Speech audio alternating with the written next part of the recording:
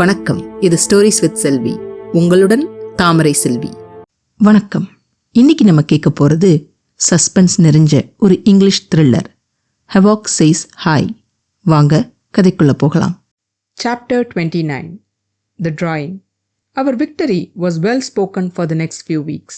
I was treated as a hero by the students, but my spotlight was stolen by the nearing half-yearly exams. We had to become busy with our studies, but my interest had turned towards football. I spent most of my evenings at the field practicing with ball. Studies never felt complete for me. The days I spent in classroom was tiresome than the time I spent in a field. My class hours were as boring as it could ever get. History and geography was kind enough to make me fall asleep. What is the point in learning what had happened? How will it help me in my future? That was my simple question. This attitude reflected on my mark sheets with poor grades. My history teacher was busy scribbling on the blackboard. She was teaching about the ancient history of our country. Her voice was hollow and lifeless due to the monotonous profession which she practiced for 3 years. I tried hard not to fall asleep and get caught by her, but my eyes became drowsy and I had to pull my eyelids open with my fingers. At last, I decided not to listen. I took my history notebook's last page and began to draw with my pencil. Eshwar silently observed me all this time. Not that I didn't know, but he always did that, so it became a habit for me. He saw me draw something. Everything had changed after the football match. Most of the guys befriended me and I was with them almost all the time. Eshwar maintained his distance, but today he quietly came and sat near me. I didn't expect that. I smiled at him and began to concentrate on my drawing. Today's lesson was on Chhatrapati Shivaji's life, and the way our teacher made us relive his life bored me like hell.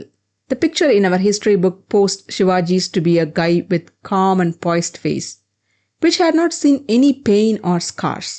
He was perfect for the book, but it could not be the reality. I got lost in a dream where I felt how Shivaji would have felt, the lives taken and the lives given. I felt the rage which he would have felt and how he would have thought when he was happy. I was suddenly pulled out of it by a flash. Eshwar was near me. I thought he was looking at the sketch. His eyes were wide and reflected a surprised smile. I didn't know what happened. I knew one thing. Something had happened to my face and Eshwar was interested in it. I looked at what I had drawn. It was a face of a guy who had energy and vigor of a soldier bubbling through his eyes, and the constant fear which kept his face hard and undecipherable. His majestic eyes had the guts to fight till death. I myself liked the quality of him, a true soldier and an unwavering justice heart. Why like this? He kept his hand over the notebook and asked. Though the question sounded a bit non-directed, his voice made it passionate. His eyes glowed bright and he was ready to listen to me with all he had got.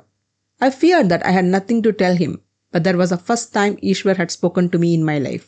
I don't know, he should be like that, I replied, scratching my head with a smile.